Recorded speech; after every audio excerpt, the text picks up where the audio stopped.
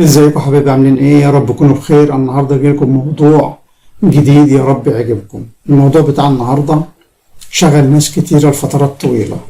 الموضوع عن الهرم الأكبر. طبعا الهرم يعني معجزة وأعجوبة من ضمن أعاجيب الدنيا السبعة، من عجائب الدنيا السبعة. حير ناس كتير وحير علماء كتير، وكل حاول يكتشف أسرار بناء الهرم وطرق البناء واتبنى ليه واتبنى ازاي. ولكن لحد دلوقتي الناس محتارة في طريقة بناء الهرم، في السبب اللي عشانه اتبنى الهرم، في مين اللي بنى الهرم الأكبر، في وظيفة الهرم الأكبر اللي محدش عارفها لحد دلوقتي. ولكن بعض العلماء من خلال أبحاثهم وتجاربهم على الهرم الأكبر توصلوا لبعض النتائج والاكتشافات اللي هنشوفها مع بعض النهاردة. من أهم النتائج ومن أهم الاكتشافات ديت إن الهرم الأكبر بالأبعاد بتاعته اللي هي زي ما هي دلوقتي ديت، اكتشفوا إن هو له القدرة على إن هو يحفظ المواد اللي بتنحط جواه لفترات طويلة من غير ما تعفن أو من غير ما تتحلل، بتنشف والتانية زي ما هي.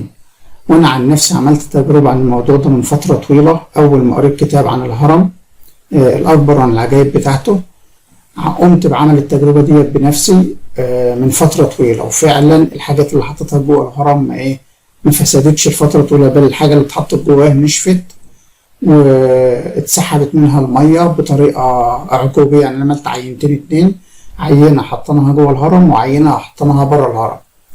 اللي اتحط جوه الهرم على فترة طويلة تنه ينشف كان عنب وطماطم ولبن، كذا نوع من الفاكهة. العنب تنه يدبل لحد ما بقى عامل زي الزبيب.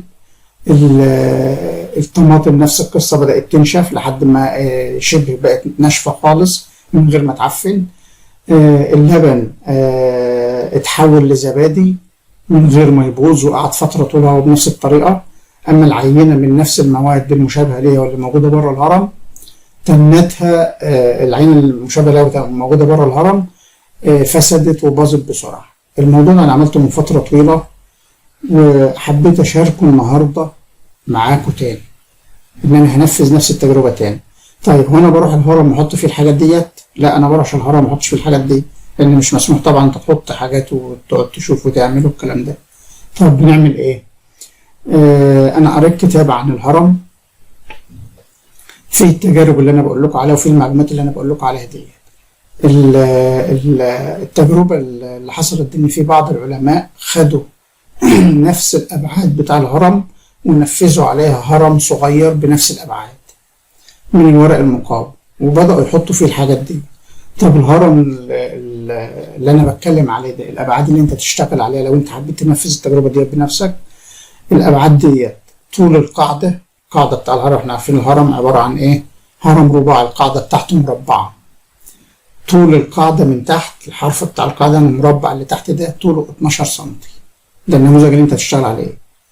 وارتفاع الهرم ارتفاعه 8 سنتي، وطول الجنب بتاع الهرم 11.4 سنتي. تاني، طول القاعدة من تحت 12 سنتي، الجنب المايل بتاع الهرم 11 سنتي. الارتفاع من القمة، من قمة الهرم لأرضية الهرم، الارتفاع 8 سنتي. الأبعاد ديت هي عبارة عن نسب، دي كده نسبة ممكن تصغرها وممكن تكبرها. يعني ممكن تضاعف ديت بإن أنت تضرب الأبعاد دي في 2 أو في 3 أو في 4 على حسب النموذج اللي أنت هتعمله. أنا النموذج اللي أنا عملته نموذج كبير، عملت ارتفاع بتاعه تقريبا حوالي متر. أنا عملت الكلام ده من حوالي يعني ما يقلش عن 15 سنة، ولسه النموذج شايله محتفظ بيه. طب ايه الحاجات اللي انا بقول بقى ان الارتفاعات، الابعاد اللي انا قلتها ديت، انت ممكن بتطبق الهرم بتاعك، ممكن تعمل حاجات صغيره خالص وممكن تعمل حاجات ضخمه وكبيره على حسب امكانياتك. طيب الحاجات اللي بتنحط جوه الهرم دي، هل هي بتنحط في اي حته؟ لا، هي ما بتنحطش في اي حته، هي لازم تنحط في مركز الهرم. قلنا القاعده دي على شكل مربع بتاع الهرم، فانت بتعمل القطرين بتوع المربع ده، ويبقى النص هو نقطة التقاطع ديت بتبقى نص الهرم. في منطقة بورة الهرم النص ديت بتطلع تلت الارتفاع. بتحط حاجة بقيمة التلت، يعني مثلا لو قلنا الارتفاع بتاعي متر يبقى التلت بتاعه 33.3 تقريبا. بتيجي في تلت الارتفاع ده وتبدأ تحط الحاجات اللي انت هتجرب عليها التجربة بتاعتك. طيب هتحط الحاجات ديت، انا هتجيب اي حاجة وتقوم حاططها بالارتفاع ده وتحط عليها الحاجات ايه، الحاجات بتاعتك. طب هل الهرم هو مجرد ان هو بيحفظ الحاجات ديت من الفساد؟ لا، ده يعني الكتاب بيتكلم عن ان له فوائد كبيرة جدا. الفوائد ديت بيساعد على تقوية الذاكرة بتاع الإنسان، بيساعد على شيل الالتهابات والآلام اللي موجودة في جسمك، بيساعد على اختفاء الصداع ده لو انت دخلت جوه الهرم، لو انت عامل هرم كبير وقعدت جواه، بيساعد على الاسترخاء والتأمل، بيساعد على تنظيف أي مادة بتحطها جواه، يعني لو في مياه ملوثة بتحطها جواه بيشيل التلوث اللي فيها، وبيساعد على نقاء المادة ديت. بيساعد على ان الاواني لو اتحطت جواه، الاواني خصائصها الفيزيائيه بتتغير بحيث انها تبقى اجود قابله، يعني مثلا لو اواني هتطفي فيها يبقى هي بتطفي بصوره احسن. حاجه بقى انا ما جربتش الاواني وما جربتش كل الكلام ده، اللي انا جربته المواد اللي هي اللي هي بتتنيها فتره طويله من غير ما تبوظ. جربت حاجه تانية ان هو بيساعد او مش بيساعد، هو بيسن الشفرات بتاع مواسي الحلاقه او سكاكين. برضو بترفع الحاجة اللي انت بتحطها في ارتفاع التلت بتاع الارتفاع بتاع الهرم، وتحطها في قلب بورة الهرم وتحطها بطريقة أفقية ومتوجهة يمة الشمال المغناطيسي للأرض. فعلا لقيت ان الموز بيتسان، بدل ما كان تلم تحلق بالموس مرة واتنين خلاص ما ينفعش تحلق بيه تاني. لما تحط الموز جوه الهرم لفترة 10-15 يوم بيرجع تاني زي الأول، وتحس أكن على الشفرة بتاعته، لما تجيب الشفرة بتاعته وتبص عليها تحس أكن عليها زي حاجة زي البرادة خفيفة. يعني تحس إن في حاجة غريبة كده زي البرادة موجودة على حافة الشفرة بتاع الموز. ممكن هنجرب ده برضو مع بعض. السر في كده بيقول ان الهرم او الشكل الهرم بالوضع بتاعه بالمقاسات اللي احنا بنقول عليها ديت، ان هو بيساعد على تركيز الطاقة الارضية او الطاقة الكونية، تركيز الطاقة الارضية او الطاقة الكونية، ويخليها تعمل التأثيرات اللي احنا بنقول عليها دي. يعني بيساعد المعدن انه بيرص الخلايا بتاعته بطريقة معينة مرة تانية، بحيث ان شفرة الموس بترجع مرة تانية مسنونة وترجع حامية زي الاول. فاحنا هنبدأ نطبق التجربة ديت من النهاردة، وانا هوريكم انا عامل الهرم ده، وانا عامله بقاله فترة وراكنه.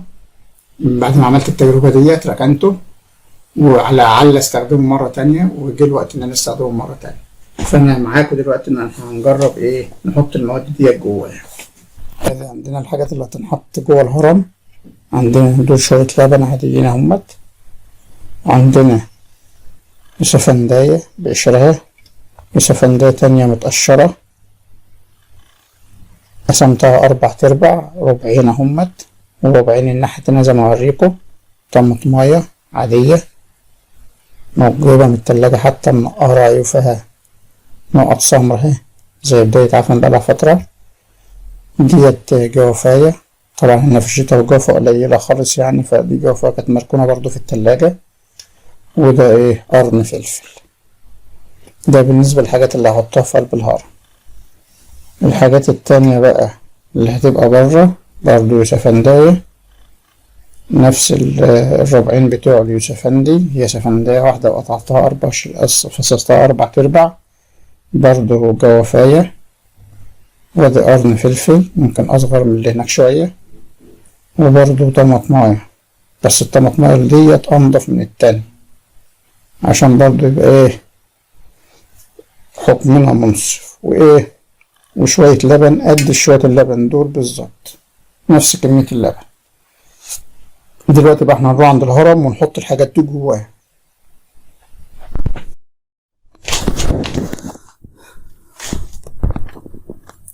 ديت الحاجات اهي يا حبايبي حطيتها جوه الهرم اهي زي ما احنا شايفين كده.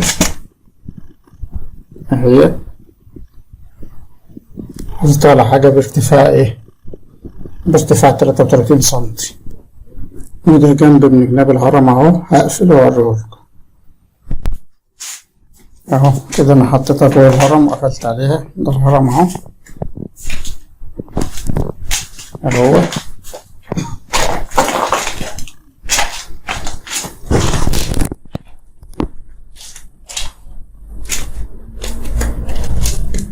عامله من ايه، من كرتون.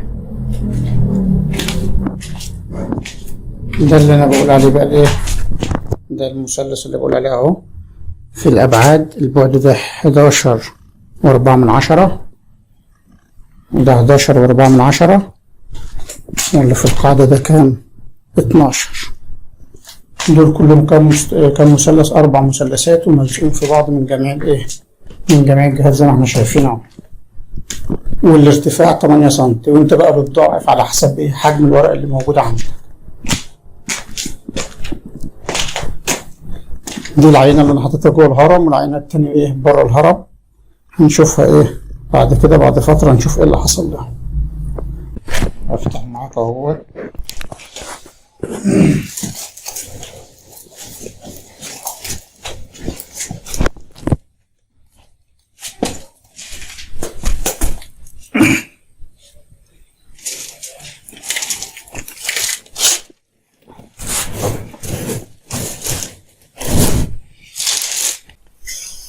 دلوقتي احنا حطينا الطبقين جنب بعض اهوت، المكونات القديمة اللي كانت بره والمكونات التانية اللي موجودة في قلب الهرم. شايفين الفرق؟ شوف دي وصلت لايه دلوقتي، وصلت لايه. لو جينا نبص كده، شايف اللبن ده واللبن ده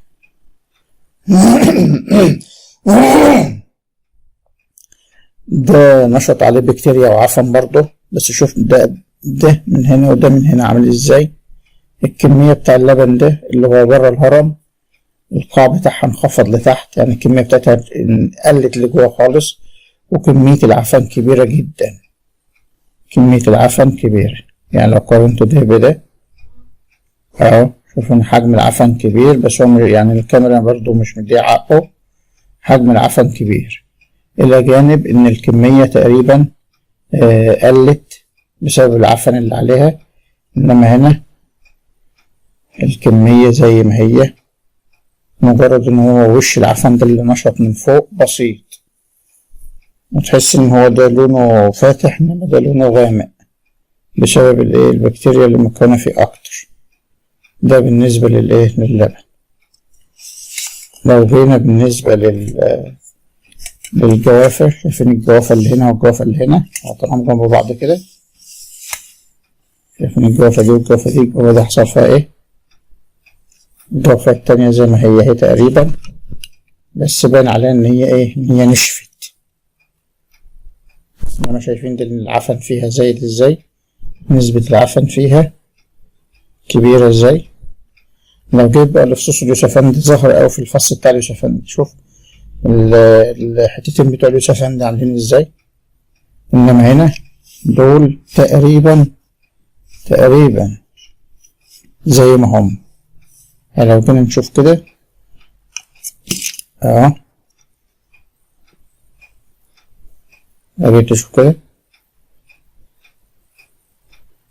في نسبة عفن خفيفة من هنا مكان التصاقها مكان الحتة اللي اتحطت فيها على الطبق. انما من فوق من هنا ناشفة. التانية نفس الطريقة، نقطة الالتصاق مع الطبق هي اللي باين فيها اثار العفن.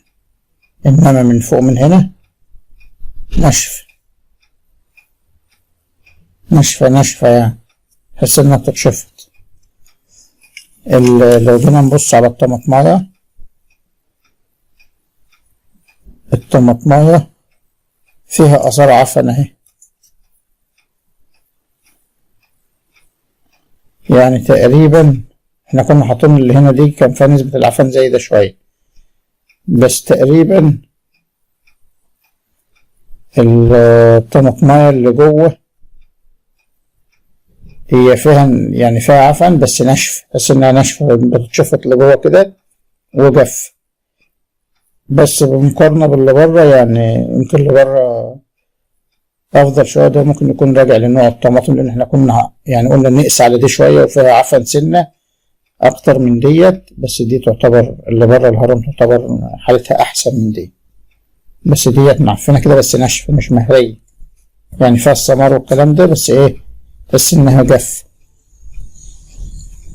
اليوسفندية العادية اهي زي ما هي، واليوسفندية العادية التانية اللي هنا مستطرية شوية، وطبعا المية اللي عليها ديت جاية من العفن بتاع القطع اليوسفندية اللي كانت لوحدها صار تحت منها، بس تقريبا يعني دي اللي بره الهرم طرية عن اللي هي ايه عن اللي هي جوه الهرم، دي ناشفة متماسكة. طب قرن الفلفل اهو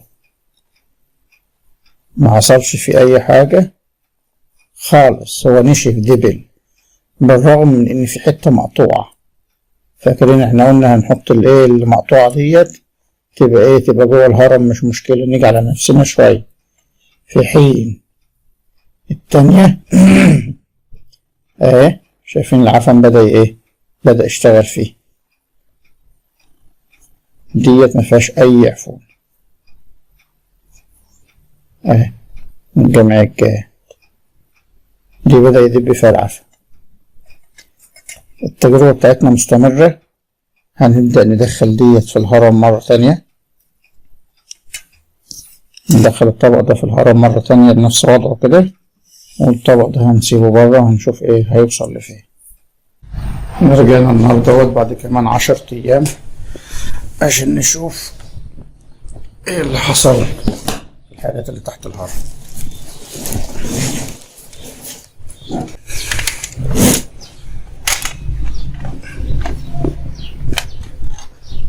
هذه الحاجات اللي كنا حاطينها هنبدأ نشوفها. دلوقتي احنا هنعمل مقارنة ما بين اللي كان موجود جوه الهرم اهو واللي كان موجود بره الهرم. لو جينا اول حاجة على اللبن، شايفين اللبن بقى لونه عامل ازاي من تحت، طبعا هو نشف كله، نسبة الفطر عليه كبيرة جدا ونشف كله، يعتبر ما بقاش فيه حاجة. يعني لو جينا نقلب فيه كده اهو يعتبر ما بقاش حاجة، الفطر يعتبر ايه معظمه فطريات اهو، شايفين؟ واللي موجود عبارة عن ايه بقايا متحجرة ناشفة اللي هي باين لونها مع ان هي كانت نفس الكمية التانية اهي، اللي هي باين لونها من تحت من هنا اهي يعتبر عفن كله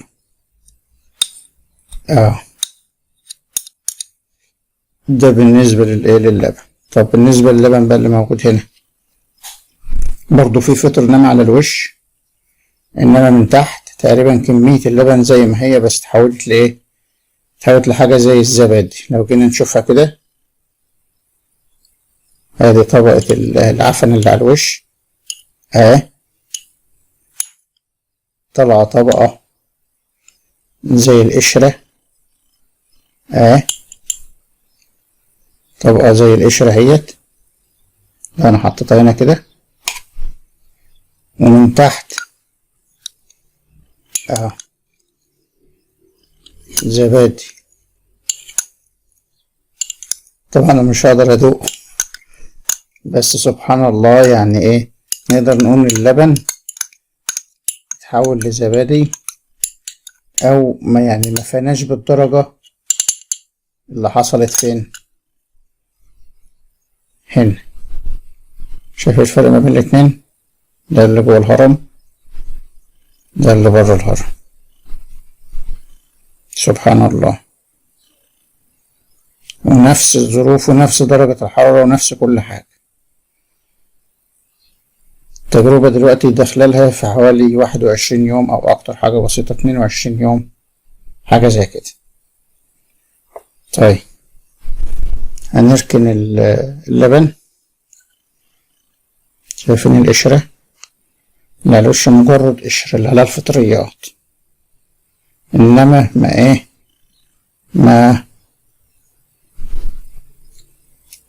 ما اتدمرتش زي اللي كان موجود برا الهرم. لو جينا للخضار ده اللي كان برا الهرم ده الفلفل، لاحظ لونه بهت خالص، والعفن انما من الحتة اللي تحت بس لونه بهت خالص. طب لو جينا نبص على جواه،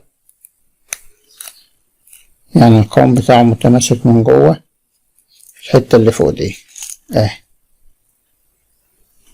طب لو جينا بقى على اللي كان جوه الهرم اهو، نلاحظ ان هو يعني نشف تحجر زي ما هو نزد. خلي بالكم الحتة دي لو تفتكروا اللي انا كنت قلت لكم هناخد حتى اللي موجود جوه الهرم يبقى فيها حتة مقطوعة، الحتة دي كانت مقطوعة، هي دي اللي مسك فيها عفن بسيط من هنا عشان كانت مقطوعة، بس دي القوام بتاعها طري فيها مية، انما دي شايفين الجفاف اللي فيها زي ما يكون المية اللي فيها بتتشفط.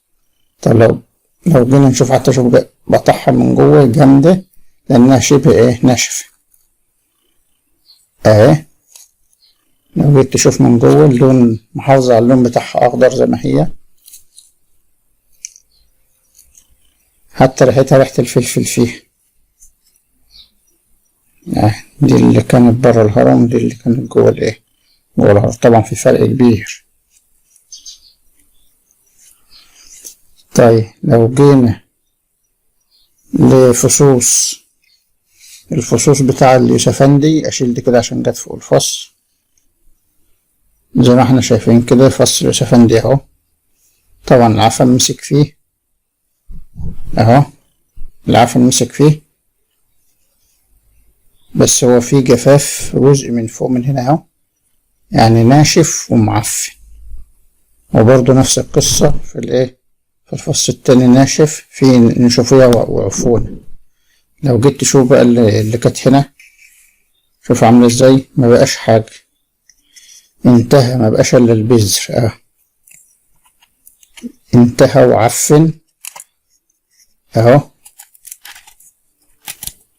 عفن واتهرى واتكون عليه ديدان، والديدان يعني اول ما جبته من المكان اللي كان فيه طلع عليه لامم عليه ناموس وبتاع وعفن وانتهى خالص، ما بقاش حاجة. يعني لو نفتكر قبل كده كان شكله كان يوسفندي عادي، ده عفن وتحلل، عكس ده هو عليه عفن بس يعتبر في بقايا منه اكتر من دي. حتى لو انا مسكت دي وفتحتها كده اهو، في بقايا من جواه غير ديت هي اللي انتهت خالص. طيب ده بالنسبة لليوسفندي. بالنسبة للجوافة، طبعا الجوافة اللي موجودة برا الهرم برضو ديت اتهرت واتعفنت واتحللت خلاص، انتهت دي يعني ديت نشف، دي برضو حصل فيها عفن اهو، بس نسبة العفن هنا يعني لو شفت هتلاقي القلب بتاعها من جوه، يعني دي خلاص انتهت، بقت تفل، عبارة عن تفل من جوه زي ما حصل في اليوسفندي كده. انما دي لسه اللحم بتاعها نفسه لسه موجود، فيه رطوبة في قلب منها، دي التفل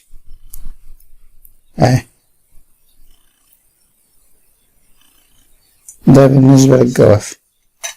طيب بالنسبة للطماطم، دي الطماطم اللي بره الهرم، وزي ما انتوا فاكرين كانت دي بحالة احسن من اللي كانت جوه الهرم لما جينا نختارها في البداية. دي اللي جوه الهرم يعني هنا ديت فيها نسبة طراوة اكتر اهي، انما من هنا دي جامدة اكتر. لو جينا نفتح دي، اجيب حاجة نفتح بيها اهو. لو جينا نفتح دي زي ما احنا شايفين كده، السواد اللي جوه ده بالعفن اللي جوه من قلبها يعتبر قلبها ايه، منهي. طب لو جيت افتح دي اهي، يعني فيها ميه.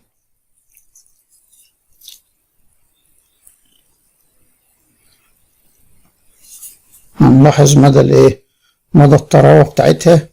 فيها هنا عفن من هنا بسيط بس طرية، عكس ديت عاملة ازاي، وتحس لون الطماطم فاتح زي ما هو.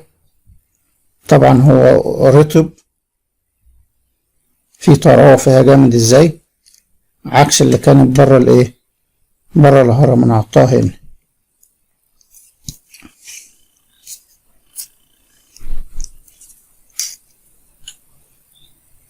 اهي.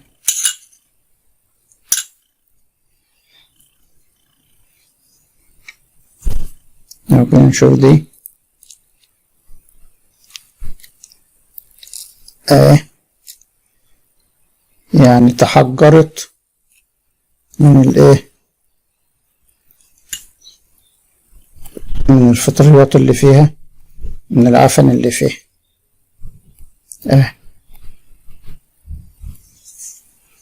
طيب اخر حاجة بقى اليوسفندي. طبعا دي اليوسفندية اللي بره الهرم يحصل فيها عفونة عند نقطة الالتصاق، انما كيوسفندي ايه حك السكينة مش ماشية، فتحجرت ولا ايه؟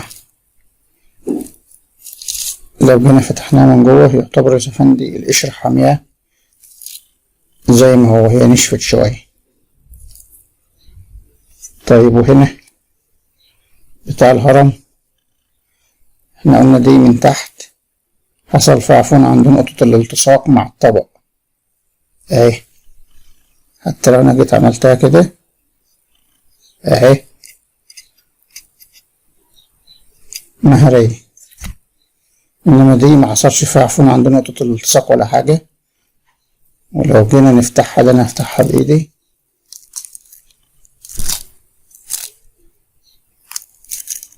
اهي، تعتبر حالتها من جوه اهي احسن بكتير، يعني تتاكل، عكس ديت حالتها من جوه محرية. انما زي ما احنا شايفين دي ناشفة.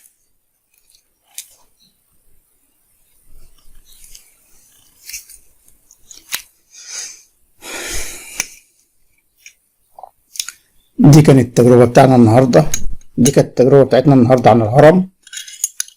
بس الأوضح أوي في التجربة جامد هو اللبن، زي ما احنا شايفين. نشوف عامل ازاي. لو انا اشم ريحته كده، ريحته زي الزبادي.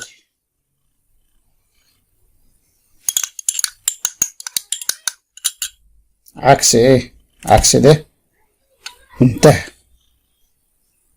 اوضح نتيجة ظاهرة هنا.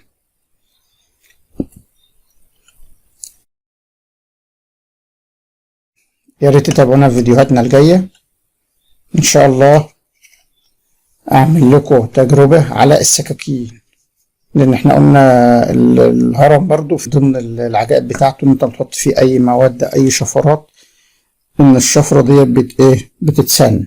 ده كان الفيديو بتاعنا النهاردة. يا ريت مكنش ازعجتكم. شرفونا بزيارة قناة الموسوعة العالية. قناة الموسوعة العالية فيها اكتر من 530 فيديو شاملين تخصصات كتيرة. يا ريت تخش وتاخد فكرة عن القناة، هتعجبك جدا جدا جدا. يلا سلام.